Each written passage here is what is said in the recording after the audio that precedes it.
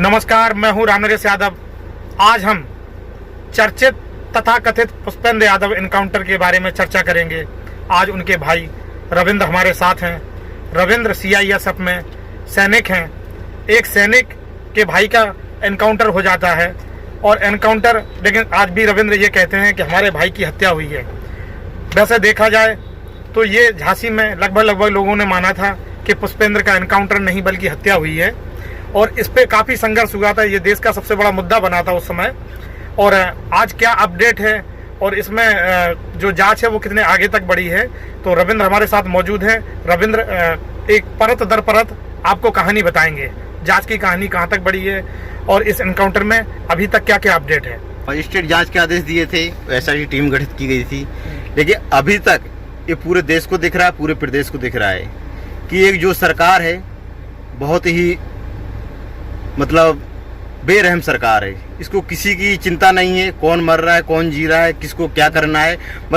मार भी दिया, हत्या भी कर दी, उसके बाद हमारी डेड बॉडी भी जला दी और हमको आज तक कुछ भी हमको हाथ नहीं लगा। और जो मेरे मेन साक्ष्य, मेन सबूत हैं, जिनको मैंने दर्शाया है कि इन पे जांच की जाए मुद्दों को, लेकिन उन्होंने किसी को भी ऊपर नहीं लिया और सभी को नकारते जा रहे हैं।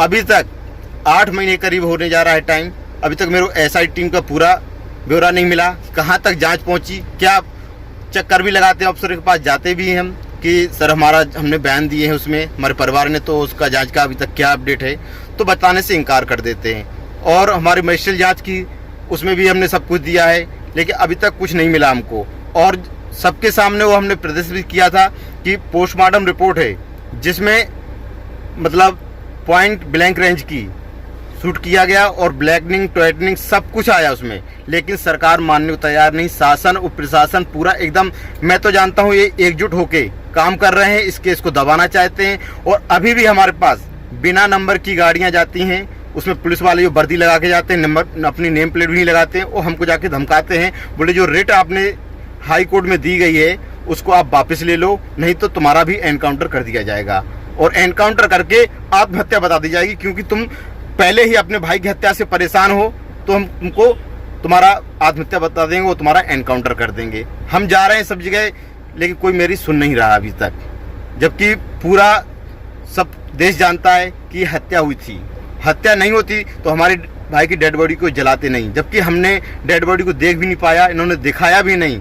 आज मैं एक सैनिक हूँ और ये पूरा देश का मैं सुरक्षा में तैनात हूँ।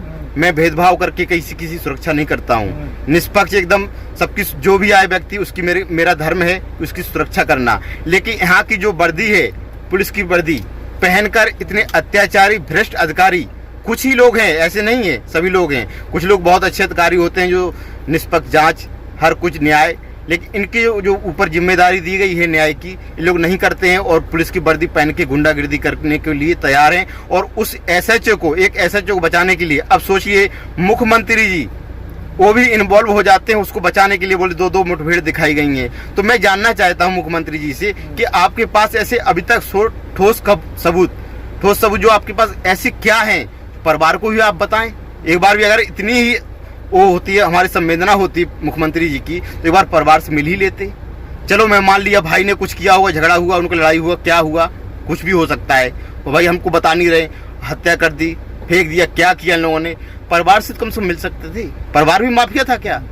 माफिया बता दिया। वो जितने भी केस हैं, मैं आज भी कह रहा हूँ सभी लोगों से, एक भी केस सही नहीं है। चालान ये लोग दिखा रहे हैं, मैं बोल रहा हूँ कि कोर्ट के द्वारा उनको अगर बाहर लाया जाए, एक पे भी चालान नहीं, चालान होता है, जमानत होती है। कोर्ट की प्रक्रिया क्या है, वो अपना पुलिस एक थाना का कुछ भी बना के दे सकते हैं। और जबकि ये पुलिस इतनी एक्टिव है सीएम साहब की, और इनके शासन प्रशासन इतना एक्टिव है कि एक कोई भी इंसान हो उसको अपराधी बनाने में उनको 2 मिनट नहीं लगते हैं। वो इतना बड़ा अपराधी, कुख्यात अपराधी, माफिया क्या क्या बना देते, वो एक जांच 2 जांच करने में, मजिस्ट्रेट जांच और एसआईटी टीम की जांच करने में क्यों बरसों लगा रहे हैं। ये स्पष्ट है, सबके पूरे देशवासियों के सामने स्पष्ट है कि इन्होंने हत्या की है, उसको एक घालमेल कर रहे हैं, उसको छुपाना चाह रहे हैं, क्या करना चाह रहे हैं अब तो वही जान रहे हैं। वो सारा देश जान रहा है कि ये हमारे जांच नहीं करना चाहते हैं, सुनना नहीं चाहते हमारी। ये सब प्रशासन शासन एक हो चुका है। और हमको लगता है कि भाई देशवासियों, मेरा सभी से आपसे हाथ जोड़कर प्रार्थना है, निवेदन है कि अगर मेरा एनकाउंटर हो जाता है तो ये पूरा शासन और प्रशासन की ही देखरेख में होगा। ये पक्का कि मैं इनसे मांग रहा हूँ, सुरक्षा मांग रहा हूँ, सुरक्षा देने से इनकार कर रहे हैं और पुलिस आके बार बार मेरे को धमका रही है कि आपका एनकाउंटर कर दिया जाएगा और आपको आपकी आत्महत्या बता दी जाएगी और आप जो रिट दिया है हाई कोर्ट में वो वापस ले लो।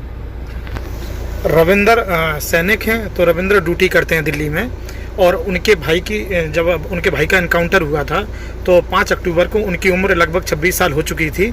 उनकी विधवा शिवांगी, जिसकी उम्र महज अभी 22 साल है और 22 साल में वो उसने अपनी ज़िंदगी के अच्छे लम्हे भी नहीं देख पाए थे, वो अब मुकदमा लड़ रही है और इलाहाबाद में जा रही है, हाई कोर्ट में गुहार लगा रही है न्याय के लिए। और इसके अलावा उसने कई बार ज़िले में आके गुहार लगाई लेकिन जांच कहीं तक पूरी नहीं हो पाई। अब आप उस परिवार की विडंबना देख सकते हैं और दुख देख सकते हैं, जिस परिवार में 26 साल का अपना एक बेटा खो दिया हो, उसके कुछ दिन बाद उनकी दादी की सदमे से मौत हो गई हो। हमारे फादर हैं वो ब्लाइंड हैं, उन्होंने भी देश की सेवा की है CISF में 20 साल नौकरी किया है, लेकिन एक इंसिडेंट होने से कारण उनकी आंखों की रोशनी चली गई थी। आज भी वो अंधे हैं, उन्होंने भी अपने बेटे को अच्छी तरह से उनकी डेड बॉडी नहीं देख पाई। ये इतने हत्यारे हैं, शासन और प्रशासन मिलके इतना वो किया है इन लोगों ने। और हमारी जो बहू है वो महज 22 साल की उम्र है, वो भी बेचारी गुहार लगी। अब एक लेडीज है वो कितना लड़ेगी, क्या लड़ेगी। हमको भी परिवार भी चलाना है, इतने लोग 5 सदस्य हमारे घर में, उनको भी चलाना है तो हमको नौकरी करना ही है। क्या करें, नौकरी तो छोड़ नहीं सकते हैं। और हमारी दादी हैं वो पूछते पूछते अपने प्राण त्याग दिए। उन्होंने पुष्पेंद्र आया जब उनको रोना वोना घर में पता चला तो उन्होंने जान लिया पुष्पेंद्र को कुछ हो गया है। लेकिन ये निर्दयी सरकार और निर्दयी प्रशासन शासन, इन्होंने कुछ बिल्कुल भी नहीं सोचा। इनकी संवेदनाएं भी मर चुकी, इनकी बिल्कुल भी एकदम। वो जबरदस्ती बॉडी हम लोगों से छीन के ले गए। उन्होंने ब्लेम लगा दिया कि बॉडी लेने से इन्होंने इनकार कर दिया, जबकि इनकार नहीं किया था। हमने ये बोला था कि हमारी डेड बॉडी हम जब तक नहीं रिसीव करेंगे जब तक हमारा मुकदमा ना लिखा जाए। हमारी जिद थी मुकदमा लिखने की, तो मुकदमा लिख लेते। मैं डेड बॉडी तब नहीं लेता, तब इनकी बात थी। और 7-7 दिनों तक डेड बॉडी रखी जाती है, तो इनको डेड बॉडी ले जाकर फ्रीजर में रखनी थी। फ्रीजर में रखने के बाद इनका DGP आते, मुख्यमंत्री जी आते, कोई तो हमको संवेदनाएं देता, कोई तो समझाता मेरे को।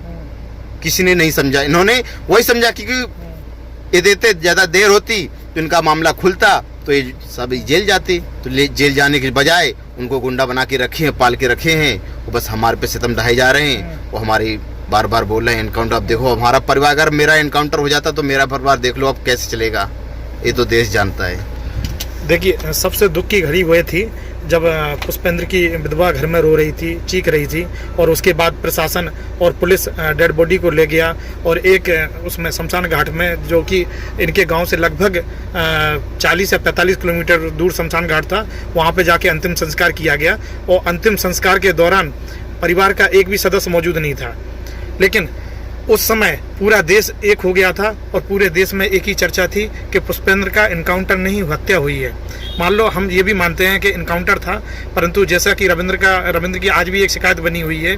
कोई भी परिवार होता है, हिंदू धर्म के मुताबिक भी डेड बॉडी को रात में नहीं जलाया जाता है, अंतिम संस्कार नहीं किया जाता है। लेकिन पुष्पेंद्र का अंतिम संस्कार रात में हुआ था, तो ये कहीं ना कहीं दुख का विषय है। लेकिन कभी हमेशा कानून पे विश्वास रखना चाहिए और जो भी साक्ष्य होगा, जो भी तथ्य होंगे, जो भी जांच होगी और जो भी कोर्ट का न्याय होगा वो पुष्पेंद्र के फेवर में जाता है या प्रशासन के फेवर में जाता है। उम्मीद है जो भी होगा न्याय के तहत होगा।